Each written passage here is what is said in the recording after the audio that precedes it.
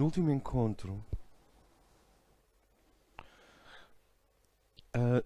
nós aproximamos o, o processo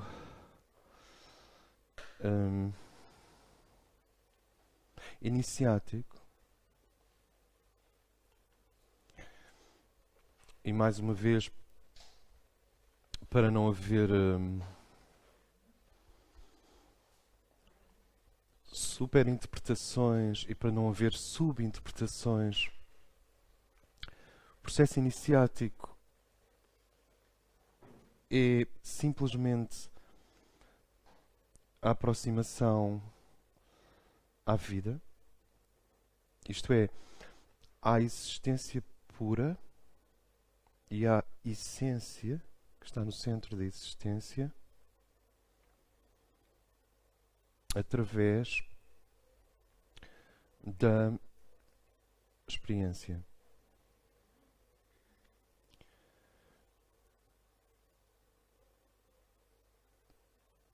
Nós aproximamos o processo iniciático, portanto, a aproximação à vida,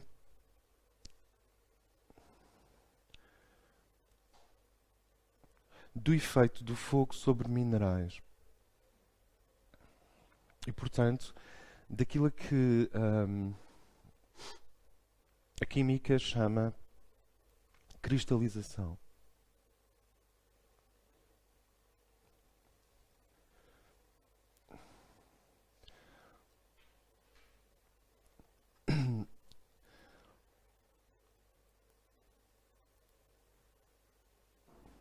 De uma perspectiva moral, que é uma das lentes através dos quais nós podemos ver o divino e a verdade, a cristalização é equivalente a purificação. Do ponto de vista ético, a cristalização a que nós nos referimos é equivalente a justiça, verdade. Do ponto de vista da forma, que é um dos aspectos do divino, a cristalização revela progressivamente à superfície a beleza.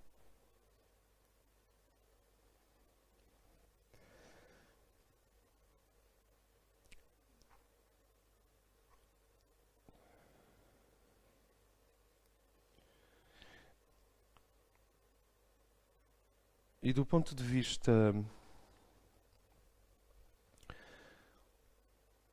da unidade, quer dizer, da superação para nós que somos seres gerados em grande parte dentro da dualidade,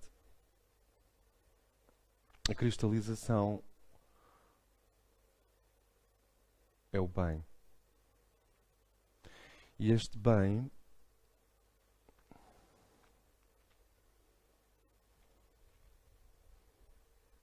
não é o bem que luta contra o mal, mas o bem que se situa acima do bem e do mal. Seria necessário encontrarmos outra expressão.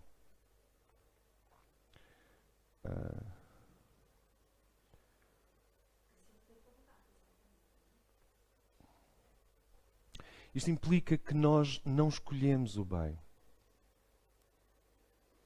Nós descobrimos que somos o bem.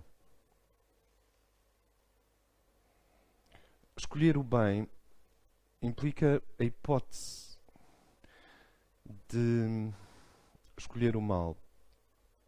E isso, obviamente, é real.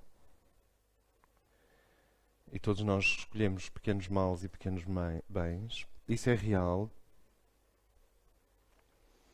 enquanto a consciência está na terceira dimensão ou na dimensão 3,5.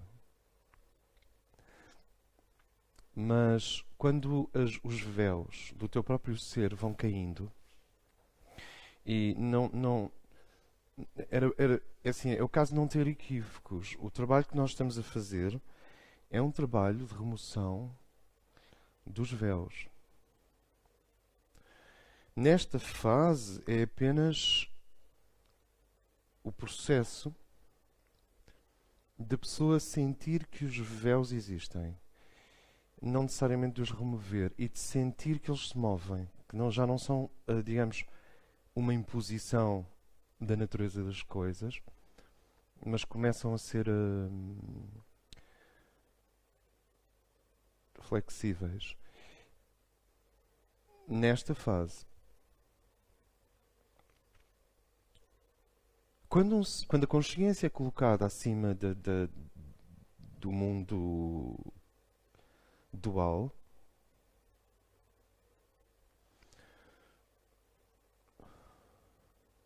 o indivíduo descobre que não se trata de escolher o bem, mas de ser. Ser.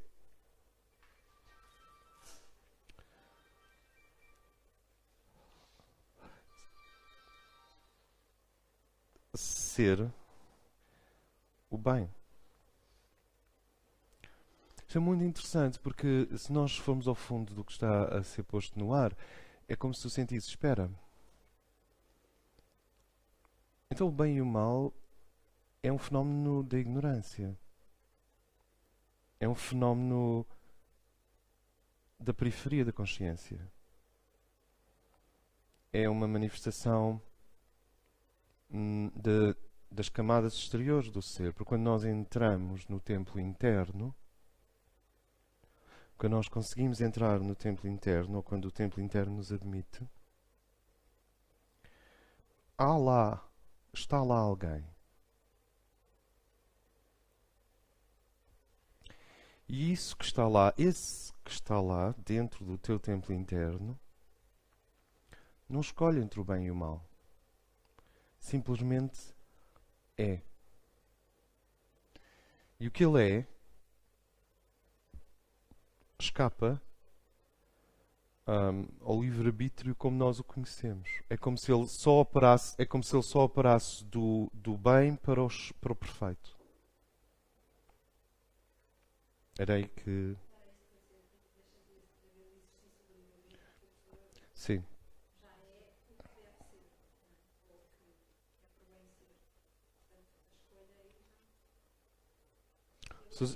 A reparar que o que eu quero dizer é que o bem é anatómico, no sentido interno, no sentido oculto. Da mesma maneira que nós temos 5 dedos e não fizemos nenhum esforço para isso, é estrutural, é uma herança.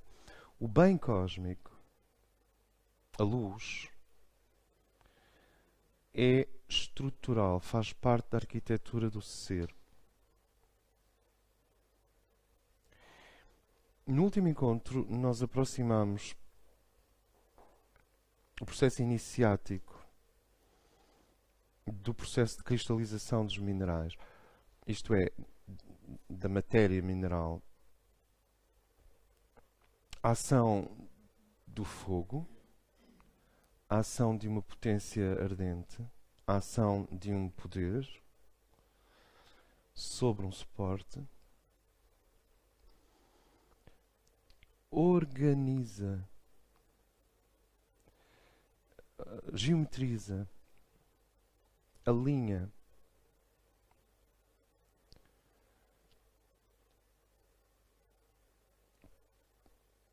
as moléculas e os átomos até que tu tens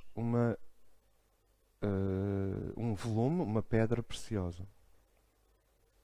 E é interessante porque os seres que são reconhecidos na tradição do norte da Índia, do Tibete, Nepal, Butão, os mestres, um dos termos que é usado é mesmo esse Rinpoche, a pedra preciosa, ou o precioso, o mestre precioso. É Rinpoche, é precioso, é pedra, é mestre precioso. mestre precioso.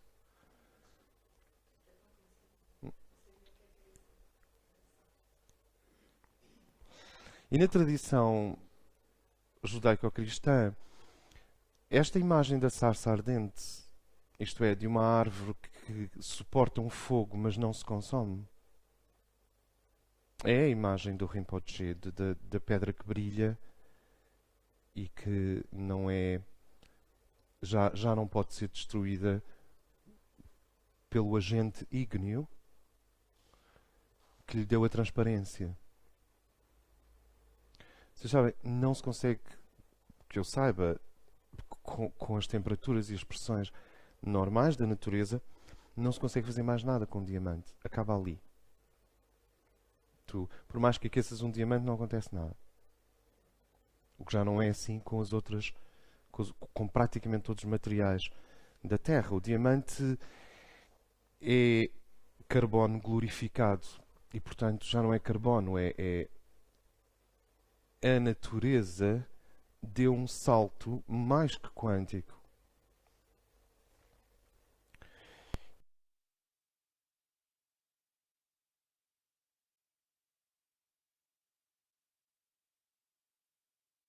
Se me permitem, precisamos de abraçar o fogo monádico, tornar-nos transparentes. Mas não se trata de transparentes no sentido social, psicoafetivo imediato, no sentido das relações, no sentido de a pessoa quando fala só diz coisas extraordinariamente verdadeiras e puras. Não se trata dessa transparência que as pessoas costumam impor umas às outras. E que é, no fundo, só uma forma de dizerem à outra: abre a tua psique para ir buscar energia. Abre o teu coração que é para ir lá buscar energia. Há muito essa coisa da transparência a martelo. Como vinho a martelo. E então existe esse mandato. Tens que ser transparente comigo, tens que ser verdadeiro comigo, tens que ser sincero comigo. E depois, no fundo, tu percebes que a outra pessoa não está à altura do que está a pedir. Ela mesma. E na primeira ocasião, tu abres a psique, tu abres a flor, as pétalas do teu ser, tu expões-te, tu mostras, vais-te mostrando como realmente és e vais mostrando a tua transparência e a tua verdade mais profunda. E na primeira ocasião, a outra pessoa, porque isto da transparência e da emanação do coração e da verdade interior tem uma alta carga regenerativa. A outra pessoa assimila aquilo e na primeira ocasião faz fechar o bunker e não está lá mais. Não sei se me faço entender. Não se trata destas transparências feitas à pressão no mundo das relações afetivas. Claro que o mundo das relações afetivas tem tudo a ganhar com as iniciações. Nem sequer se fala nisso. Todos os mundos. Como? Sim.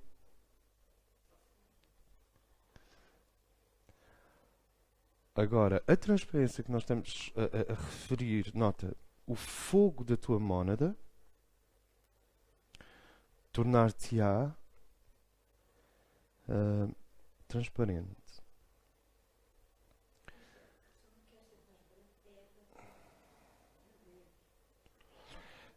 Também.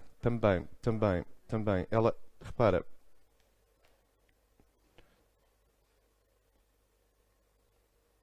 em alguns casos, a pessoa tem que se posicionar para facilitar o processo.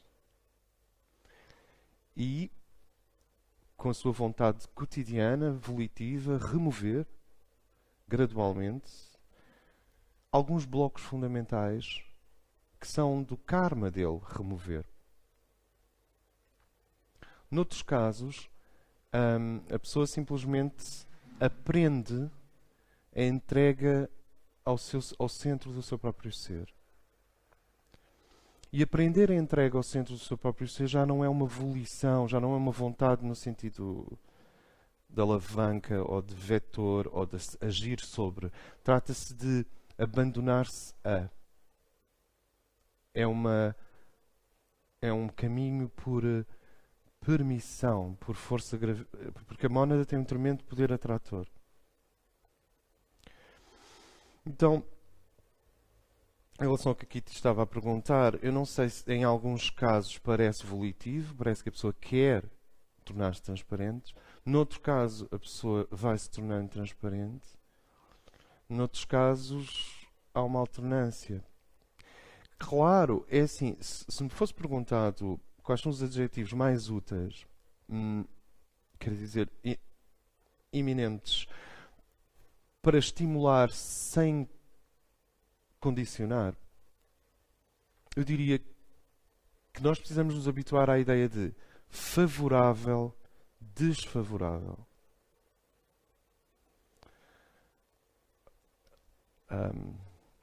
Helpful, útil, ajudando ou não ajudando. E o indivíduo coloca-se, parece-me, isto é favorável ou é desfavorável? Não é necessário um juízo final absoluto. Basta a pessoa ir reconhecendo, isto é desfavorável.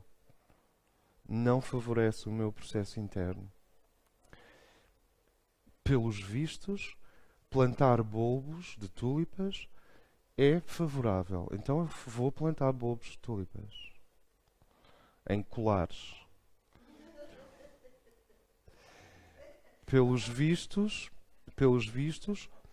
um passeio por Sintra domingo de manhã é favorável.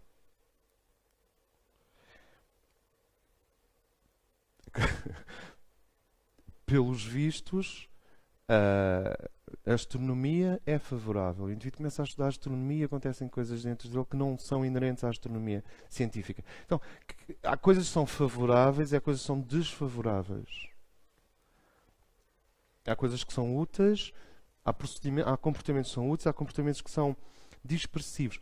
Há realidades, há coisas que são convergentes e há coisas que são divergentes. É um mundo muito mais tolerante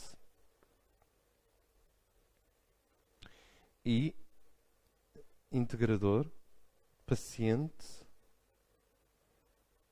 e que vive da honestidade, vive da sinceridade do indivíduo.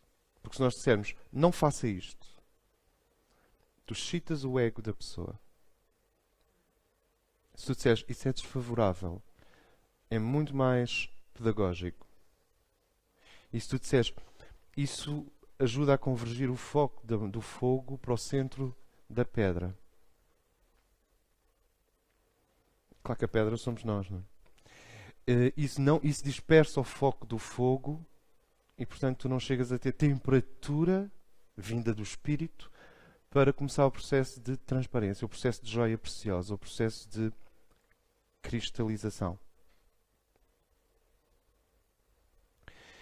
E a nossa tendência, uma vez que existe um segundo raio muito presente no nosso trabalho, é usar expressões relativas, progressivas, que operam por empatia. Favorável, desfavorável, útil, não tão útil, conduzindo a focagem, dispersivo, convergente, dispersivo, são muito mais suaves. Agora, isto implica que o ser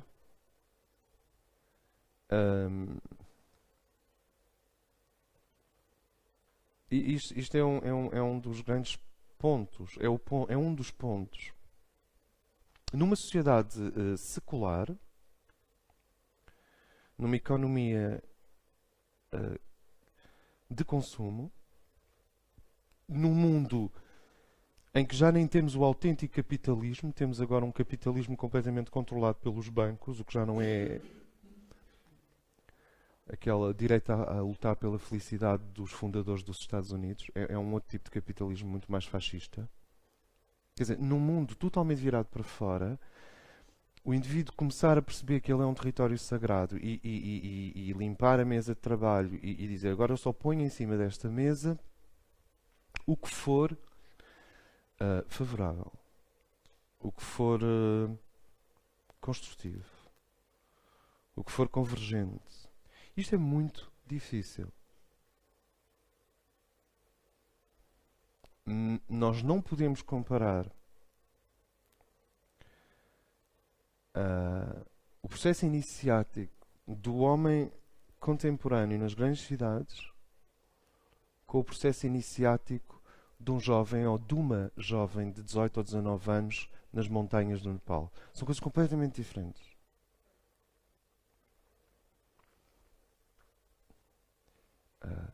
As correntes, os magnetismos, os psiquismos, as bolsas coletivas, as forças dentro da equação, são realmente coisas diferentes.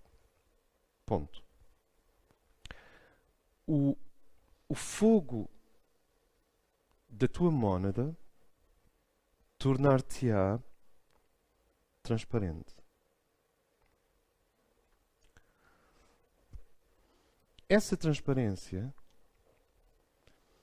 implica a revelação da tua ordem.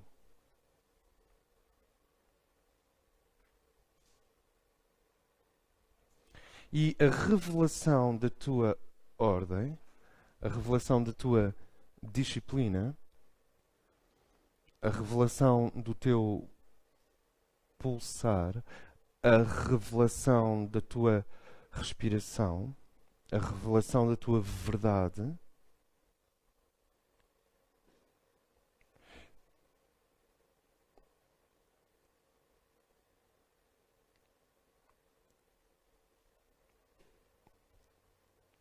é que é o que nós chamamos o sétimo raio. É ele que termina a obra, como nós vamos ver hoje. Nós podemos dizer que um diamante é uma manifestação de sétimo raio que tem por trás o primeiro raio. Todos os outros desapareceram. Porque assim que for azul, ou seja, uma safira, ou vermelho, um rubi, etc., já entram outras correntes. E o diamante é efetivo. O diamante, e há bocado falámos no Tibete, o termo diamante é fundamental no Vajra, não tanto nos outros budismos de Theravada, Mahayana, mas no Vajrayana. Vajra significa exatamente relâmpago ou diamante. Tudo fica reduzido ao espírito, quer dizer, o fogo monádico, e a uma substância retificada, física, emocional, mental. E é muito importante nós compreendermos que o nosso ego se esconde nos interstícios das distorções, vamos dizer, moleculares da substância do ser ainda não retificada. Quer dizer, vocês não podem expulsar o ego porque ele se esconde, o ego no sentido negativo do termo. Acho que o ego no sentido positivo do termo, e que é absolutamente necessário para a nossa existência, não precisamos insistir mais nisso. E noutros encontros talvez se volte a falar, tem que se voltar mesmo, mas aqui o ego no sentido de uma resistência cega, inconsciente, incompetente, que não sabe o que se passa e que tem medo. Muito importante nós não esquecemos que o ego não é só egoísmo e o ego não é só a resistência. Ele tem um motivador, tem medo. Medo de quê? Medo da luz. Uma resistência à ação desse fogo interno. E ele esconde-se, da mesma maneira que vocês têm substâncias opalinas e opacas e translúcidas, ele esconde-se nos cantos, na não correção molecular. Se estivéssemos a falar de minerais, molecular, mas estamos a falar de um ser humano. Portanto, nas idiosincrasias, nas distorções, nos impactos, nos traumas, nos complexos, nas carências, nas ansiedades, na memória, nas imagens de felicidade, nas imagens de derrota, nas imagens de vitória. Quer dizer, sempre que a consciência está prisioneira do tempo, e a consciência, para estar prisioneira do tempo, a pessoa tem que estar a fazer qualquer coisa a pensar nos resultados. Tem de estar a fazer algo sentindo que está ou a fugir de qualquer coisa ou desejando qualquer coisa. Então a consciência já não está no ponto, no momento presente. E nesse momento em que a consciência não está no momento presente, puro,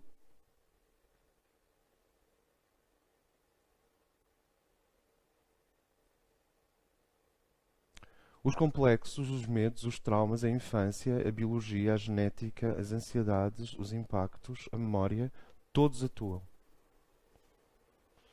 Eles deixam de atuar quando a consciência atuar. Não quer dizer que tenham sido removidos. Remoção é outra coisa. Eles deixam de atuar quando a consciência está no ato puro, fazendo a coisa pela glória da coisa, pela luz da coisa. E não para fugir de ou para se aproximar de. Quer dizer, sem esperança e sem desespero. Não sei se me faço entender. Sem esperança no sentido emocional ansioso e sem desespero no sentido emocional ansioso. E quanto mais um ser consegue estabilizar a sua consciência no ato puro,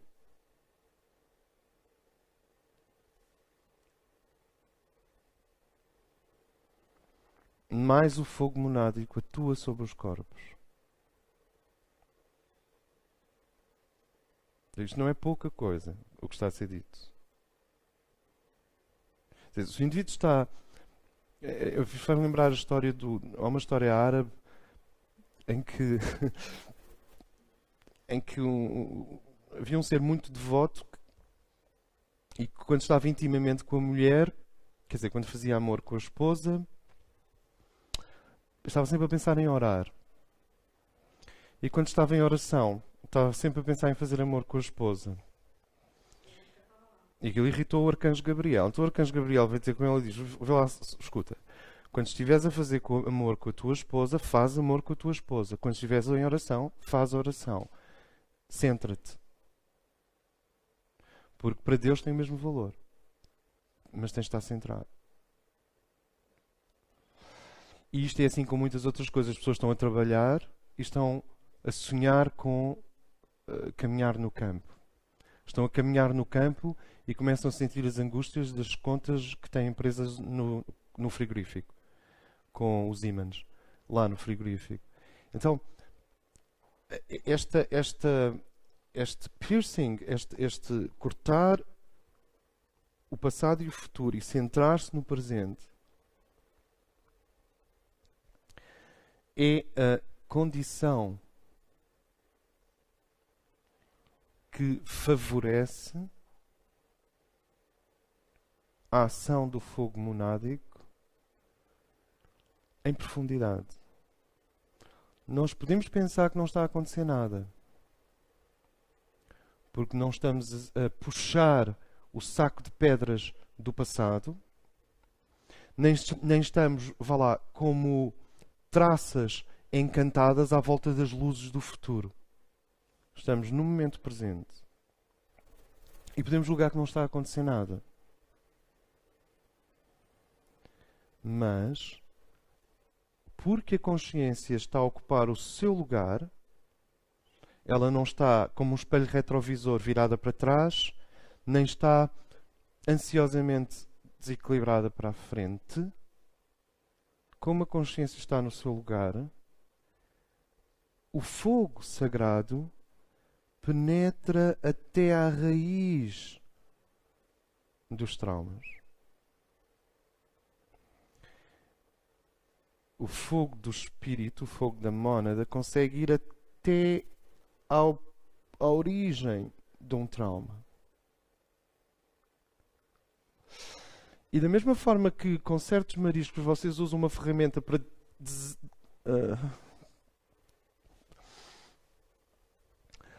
desalojar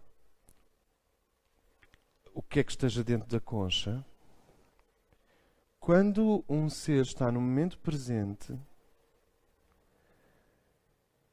e, portanto, a consciência está a ocupar o seu lugar na otimização do ato, e isso é que seria viver em meditação de uma forma que não bloqueia a ação, como vocês imaginam.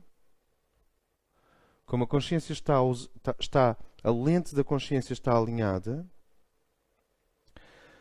a mônada, não sendo atrapalhada, o fogo monádico não sendo atrapalhado por esse movimento para trás e para a frente da consciência, penetra até onde as raízes da dor, da ansiedade, do impacto, do overwhelming, da sensação de desorientação, deserto, solidão, isolamento, incomunicação ou até mesmo um sentido crónico de uma má autoimagem, ou a pessoa tem uma imagem negativa de si própria, ou uma sensação de baixo valor. Eu não valho nada. Conhecem esse tipo de fenómenos?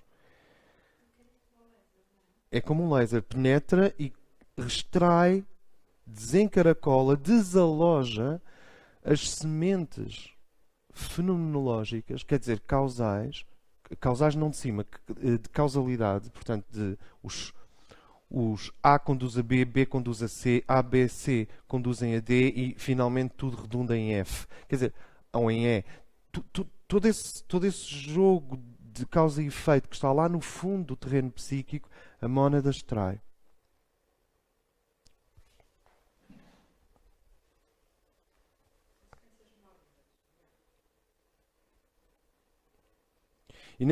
E nesse sentido, quando nós colocamos a consciência no momento presente, e vocês recordam-se, este não é muito o nosso discurso. Colocar a consciência no momento presente não tem sido. Porque nós temos estado a trabalhar em diagramas, em concepções, em estruturas, em compreensões mais vastas. Mas a partir de agora, quer dizer, 2014, nós precisamos, o trabalho consiste em aprender gradualmente a colocar a consciência no seu lugar.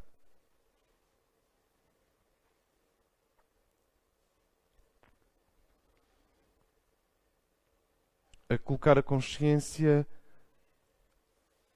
no ponto em que ela serve a mônada. Ou seja, a consciência não atrapalha a mônada, não desvia o raio, não desvia o laser, não desvia aquele poder transmutador do primeiro raio que vem da mônada. Deixem-me dizer uma coisa. Um trauma de infância, para a tua mônada não é nada. Uma má imagem não é nada. Um problema financeiro, um problema de saúde, tudo isto que é a nossa vida aqui, para a mônada não é nada. Ela tem a conseguir chegar à origem dessas coisas e anulá-las. E se a nossa consciência está muito, como é natural, está muito balançada para o passado ou muito projetada para o futuro, ela não permite que a mônada atinja a origem inconsciente, subconsciente das nossas dores.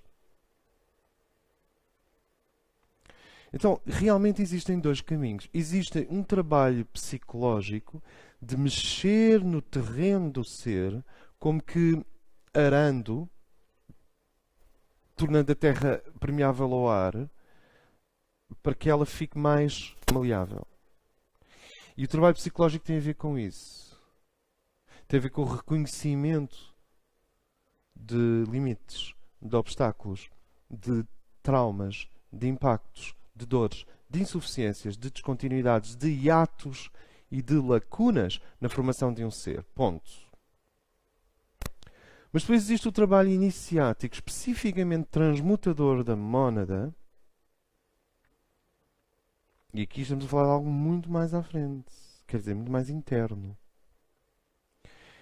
É que na transformação do carbono em diamante, todos os pontos negros, todas as impurezas, todos os óxidos ferrosos, os sais, todos os outros componentes minerais são queimados, desaparecem.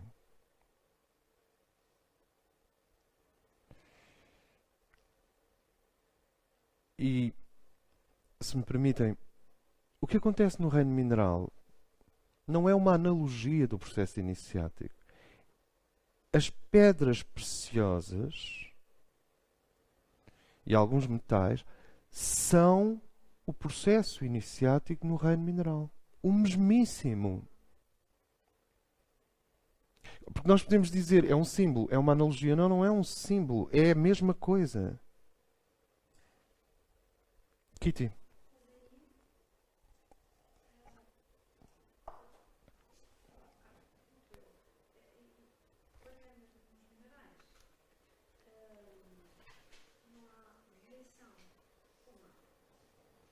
Não há?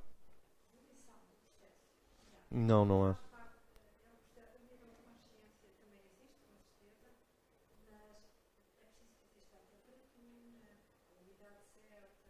Uma conjuntura. Uhum. É situacional, é uma conjuntura.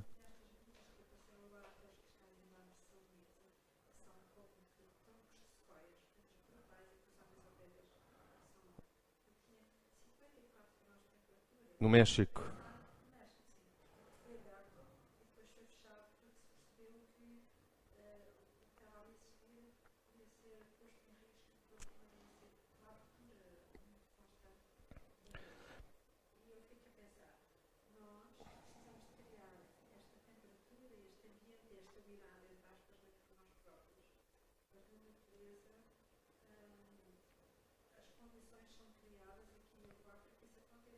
O processo iniciático nas... Sim, sim. O, o processo iniciático na natureza, claro que é abusivo chamar-lhe iniciático, é o mesmo processo, o mesmo, só que é a alquimia do mundo, onde entram anjos, devas, os grandes elementos e o Logos da Terra. O Logos, no seu aspecto masculino e no seu aspecto feminino, que tem a ver com a Shekinah, tem a ver com a Mãe do Mundo. Notem, o Rei do Mundo e a Mãe do Mundo já são dois grandes seres que interpretam o Logos, mas eles não são o Logos em si mesmo. O Logos sabe que quantidade e que qualidade de minerais, plantas e animais ele necessita de fazer subir vibracionalmente. Isso tem a ver com níveis de evolução do Logos e, portanto, da Terra. O Logos está para o planeta Terra como a mónada está para a tua personalidade. Níveis de evolução da Terra que escapam completamente à nossa consciência direta. No caso do homem, chama-se iniciático porque o homem tem de se colocar numa posição e tem de querer e tem de fazer o trabalho preparatório. Exatamente, exatamente. E quando nós introduzimos a ciência dos raios, quer dizer, quando nós começamos a estudar os raios, é muito importante compreender isto. Aparentemente, está acontecer uma síntese do pensamento. Quando nós pensamos em termos de 7 raios e 5 radiações, está a acontecer uma síntese do pensamento.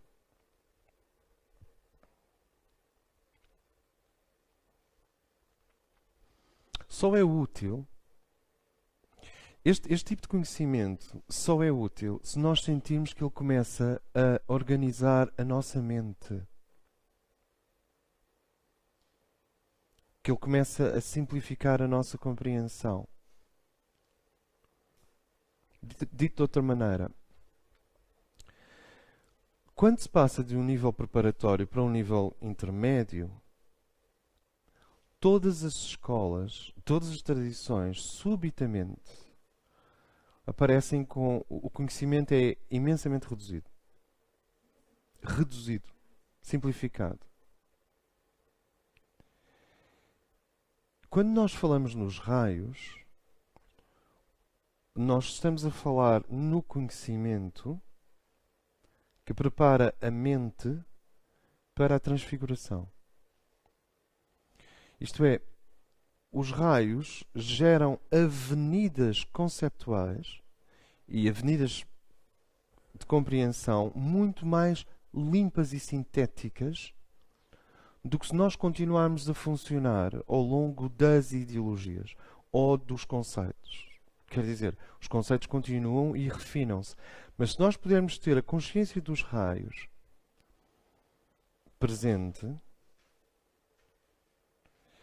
assim como a astrologia organiza a compreensão da psique em 12 grandes significadores, a ciência dos raios organiza a nossa compreensão da energia divina em 7 mais 5 grandes ações. E, ao contrário do que se possa pensar, esta simplificação ou esta síntese não nos torna frios ou distantes. Nós sabemos que estamos a ser admitidos ao conhecimento dos raios e à compreensão que vem dos raios, porque aprendemos a ter alegria, prazer, significado e força, quer dizer, uma sensação de lucidez vívida e de bem-estar psicológico, quando sentimos a energia de raio funcionar, quando sentimos os raios em ação. Portanto, isto não se trata de se afastar do mundo como um relojoeiro austríaco ou olhar para o mundo como se ele fosse um mecanismo de raios.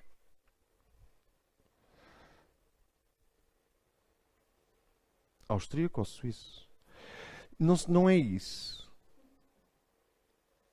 Trata-se de começar a sentir os raios como diferenciações daquilo que nós amamos.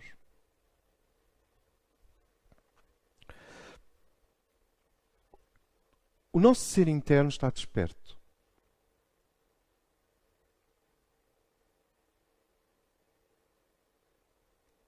Plenamente desperto para além das nossas limitações.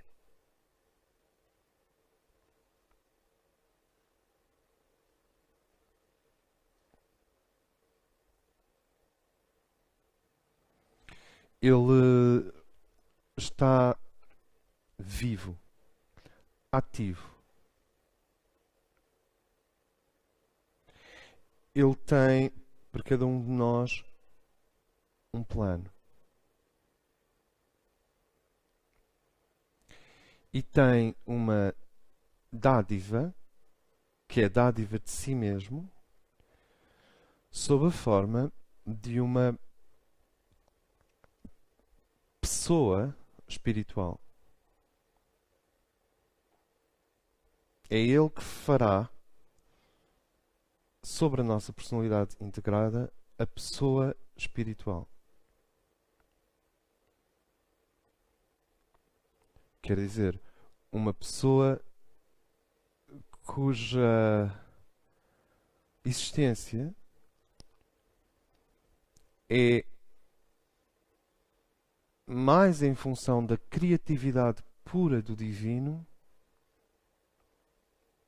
do que das consequências e das sequências sociais, económicas, psicológicas, políticas, mentais, económicas. Ok? Vocês estão a ser chamados para a criatividade pura. Criatividade. A pessoa espiritual, que é o que resulta da personalidade integrada e da personalidade espiritual unificadas, o que resulta é uma pessoa completamente diferente do que nós temos sido. E, no entanto, se olharmos bem, está lá um pouco do que fomos. Mas é uma massa de luz e de força e de criatividade que vem ao de cima. Essa pessoa espiritual é criativa. Ela não é passiva, não é um colecionador, ela é criativa.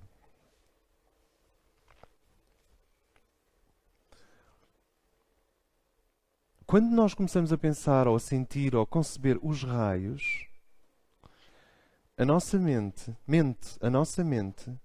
começa a ficar cada vez mais simples. Os raios aglutinam o pensamento. Os raios organizam o pensamento. Ou seja, os raios vão dilapidando a mente para ela estar pronta para o impacto do fogo monádico no momento em que ele chegar. Sentem isto? Aglutinam, conseguem amalgamar, no bom sentido do termo, quer dizer, criam coesão mental, unidade mental. O primeiro raio, como nós vimos, é o raio da não variância, é o raio da lealdade, é o raio que aponta sempre para a verdade e para o norte. Então uma pessoa, em vez de, se me permitem,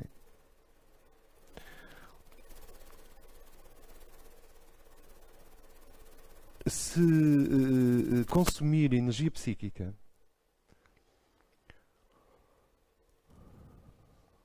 num enorme leque de símbolos e metáforas, e histórias e contos de encantar e possibilidades e visões e imagens e encantamentos e mais histórias e mais metáforas e alegorias e mais símbolos acerca do farol e do norte e do caminho e dessa invariância, basta ela dizer primeiro raio, vontade de poder. Ou não digas, sente. Isto cria uma região na consciência. Eu vou repetir. Isto cria uma região na consciência. O primeiro raio está sempre cá. Claro que há alegorias para o primeiro raio. A coluna vertebral é uma alegoria do primeiro raio. A hipófise, a pineal é uma alegoria para o primeiro raio. Perdão? Sim, mas a espinal medula, sim, é elétrica, já tem a ver com transporte. Eu quando refiro à coluna é aquela verticalidade. A espinal medula também é vertical, mas ela é uma polpa que transporta correntes elétricas. E aí está muito ligado ao terceiro raio. Exato. Exato. O primeiro raio é... Eu associo mais à coluna.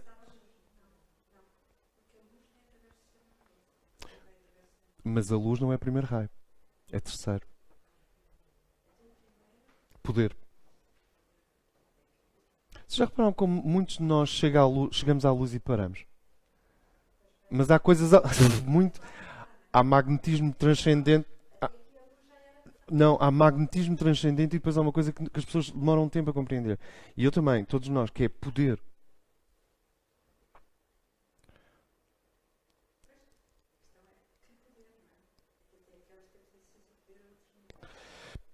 O primeiro raio é o que mantém o ser voltado para o seu destino último.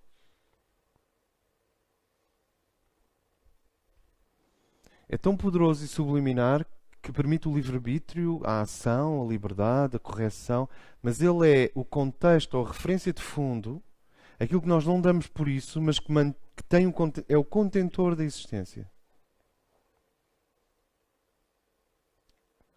Tu não podes sair do primeiro raio. Desfazias-te completamente. Ele está cá. É uma mão poderosa, que é a mão da mónada. Perdão? Sim, ele está aqui e o indivíduo vive aqui dentro, mas ele está-te a segurar o tempo todo. Raramente o indivíduo precisa do primeiro raio explícito, como nós dissemos nos outros encontros. Mas quando ele vem ao de cima, ele simplesmente queima uma situação negativa. Quando o primeiro raio vem ao de cima, ele não vem para negociar. Ele vem para terminar uma situação negativa. Tudo o que era negativo na nossa vida e que saiu da nossa vida foi o primeiro raio que removeu. Antes disso tiveste a compreensão, a reflexão, ainda fizeste uns telefonemas, escreveste umas cartas, ainda te angustiaste, mas um belo dia, quarta-feira às 6 da tarde, terminou. E tu dizes, isto terminou agora, neste minuto, exatamente. É o primeiro raio que termina as coisas. Mas ele é também o raio criador. Quer dizer, é preciso ver que este primeiro raio era muitas vezes representado pelo raio ou relâmpago nas mãos de Zeus. Lembram-se daquele relâmpago? Sim.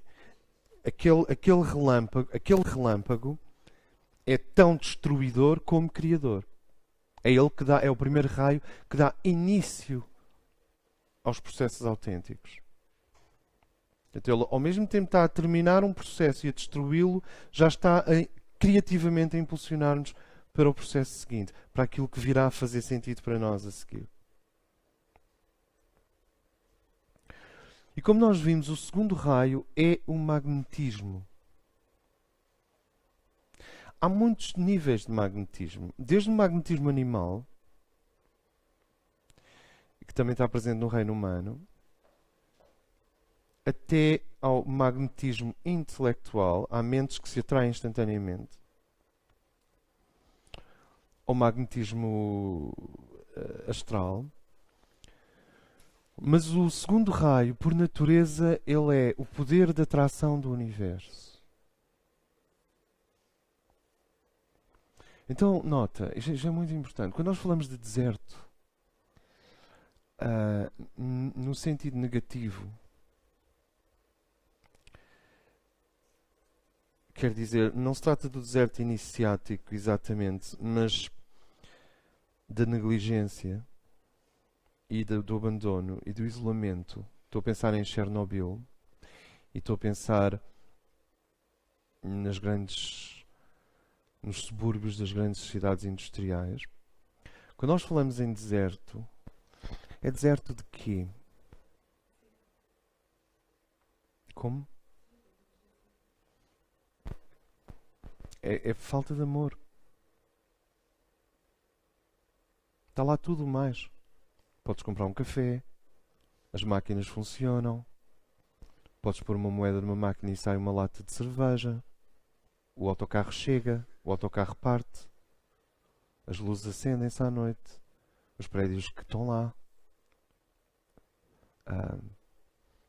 Há realmente uma mudança no valor bancário ao fim no dia 28.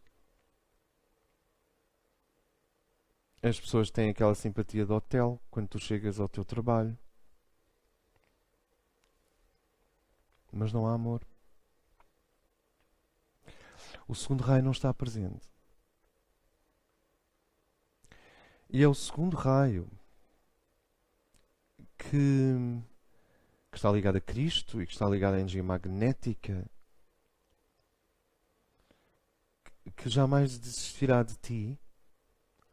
Não como o primeiro, que mantém o indivíduo firme internamente, de forma que ele mal compreende na direção do divino, mas como um coração que te aquece e que dá sentido à nossa existência. a criatividade do primeiro raio e a destruição do primeiro raio não fazem qualquer sentido se o segundo não estiver presente. É o segundo raio que liga, que cria compromisso, que cria continuidade, que aglutina. É o segundo raio que exorta, traz ao de cima o núcleo psíquico profundo, pulsante, que é a nossa joia mais preciosa, que é o amor do coração. Claro que uma pessoa pode ter amor noutras partes do corpo, mas no coração está o mundo inteiro. Esse é o amor crístico. Então, o segundo raio é o que produz coesão.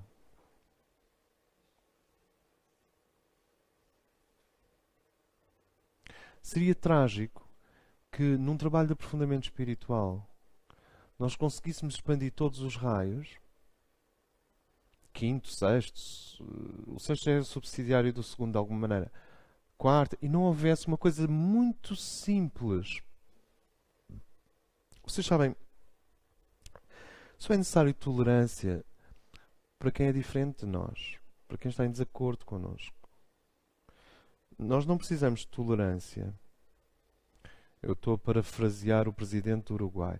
Nós não precisamos, nas Nações Unidas, nós não precisamos de tolerância para quem é igual a nós, para quem pensa como nós, para quem é da nossa equipa. A tolerância e a compaixão estendem-se fundamentalmente à diferença. Primeiro sinal de segundo raio é a paciência, a tolerância, a aceitação da diferença, a capacidade de coabitar com aquele que é eminentemente outro, com alteridade. Alteridade é outro, é um alter. Faço-me entender. What? Então, quando um cão fica depois do enterro, quando toda a gente se vai embora e depois está a chover, que é como nos filmes do Walt Disney, e o cão fica lá em cima da campa e não sai dali, isso é o segundo raio.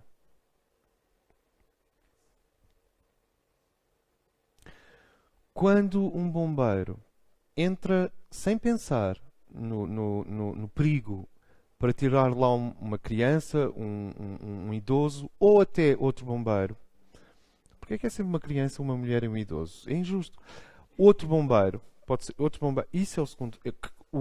Nós podemos dizer coragem, ousadia, profissionalismo, porque ele também sabe mais ou menos o que está a fazer, não é? Mas o que faz a ligação é o segundo raio. Se vocês vão de automóvel numa estrada e virem uma pessoa caída no chão, numa estrada de terra batida, caída no chão de lado, vocês vão parar o carro? Ou não vão?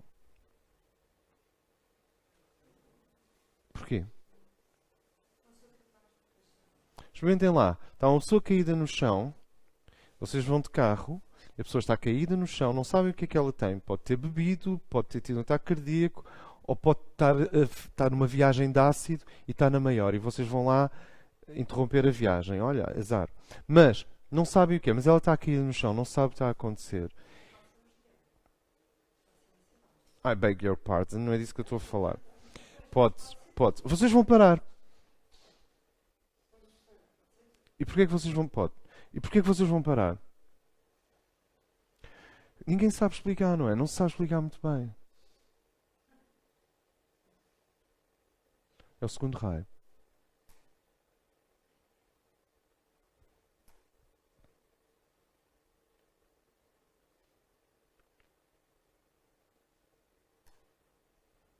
Quando duas pessoas se entendem só de olharem uma para a outra, existe aquele brilho nos olhos da plena compreensão e o coração está aberto Já sabemos que depois de uma garrafa de vinho toda a gente fica assim, mas não é disso que eu estou a falar. Aí toda a gente se entende, está tudo bem. Não. Eu estou a falar aqui e agora, quando dois seres se olham e há aquela plena compreensão que vem do corpo causal. Sabem quando as pessoas se estão a amar? Não é no coração que as pessoas se amam. É no corpo causal. E no coração crístico. Que depois, em tubo, se reflete no coração. Assim. Mas é cá em cima. Quando duas pessoas se encontram e é instantâneo o amor e a sabedoria e a compreensão, isso é o segundo raio. Ele é o raio que favorece a tolerância, a paciência, a compreensão e que em extremo é a compaixão implacável que nós encontramos, por exemplo, nos textos budistas.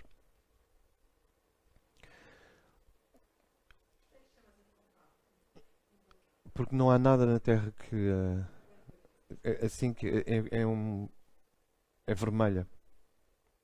Vocês vão reparar que o vermelho aparece nas hierarquias espirituais, aparece no topo, não no início.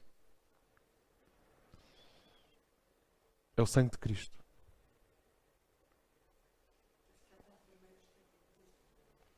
E nos cardeais, independentemente de impressionam, isso também é usado como uma forma de impressionar. Sentem, então, se o primeiro raio não te vai deixar de sair do caminho, o segundo raio alimenta o coração ao longo do caminho. A ausência de segundo raio cria uma atmosfera árida, um deserto. O nosso mundo tem falta de amor-sabedoria. Não tem falta de erotismo. Só reparar que a palavra amor é das palavras mais abusadas que existe. Vocês chegam a Amsterdão e aquilo, sabes, no Distrito Vermelho, onde tens umas senhoras mais ou menos vestidas nas montras, a palavra love está o tempo todo lá a acender e a apagar em neon. É uma palavra prostituída. A palavra que é prostituída. O nosso mundo não precisa de mais erotismo. Está bom. Não precisa de mais... como é que eu ia te explicar isto de uma forma não ofensiva? O nosso mundo não precisa de mais filantropia. O nosso mundo não precisa de mais... ferramentas de comunicação. O nosso mundo não precisa de mais gadgets de comunicação, não precisa de mais aplicativos de comunicação. O nosso mundo precisa de amor. Isto é um bocado John Lennon. O nosso mundo precisa de amor. Amor, sabedoria. Vamos concentrar-nos nisto. Porque eu acho que nós estamos a tentar dizer algo que não é tão clichê como parece. O nosso mundo precisa que as pessoas aprendam a libertar o segundo raio, porque os 7 raios estão em nós. Vocês já pensaram, nós não vamos criar os raios, eles já estão todos criados. Eles estão em movimento. Atuam através dos 7 chakras. Um para cada chakra. Os 7 raios estão em nós. Ora, nós precisamos de aprender a amar com a testa. Já amaram com a testa? Nós amamos com o coração, abraçamos as pessoas por trás porque o coração fica ajustado às costas entre as omoplatas quando tu abraças uma pessoa por trás. Nós abraçamos de coração para coração. As pessoas ligam os órgãos genitais e há ali uma corrente de amor também, obviamente. A pele tem muito a ver com isso, com não estou sozinho. As pessoas emprestam dinheiro umas às outras, as pessoas atendem o telefone. Ou não? Quando atendem, as pessoas vão até o outro e dão. Mas sabem o que é amar com a testa? Aqui. Porque aqui é 4º raio. Aqui.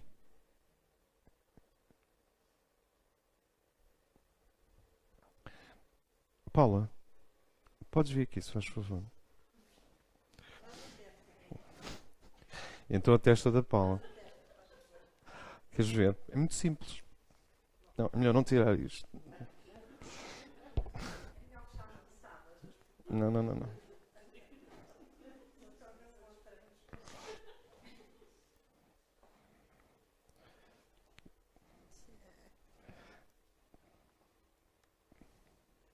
É assim.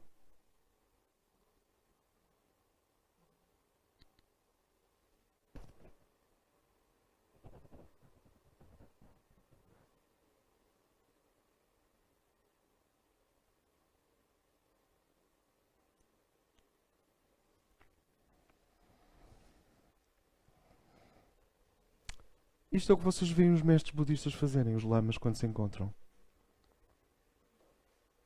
Aquilo não é um abraço de quarto raio. Sentem o que eu quero dizer?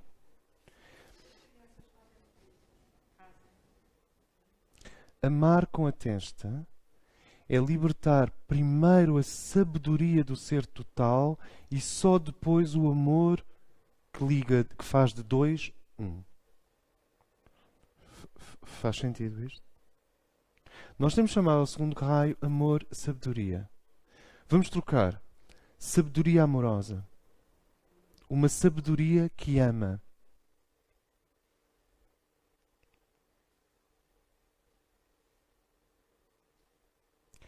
E isto é high. Vem do causal.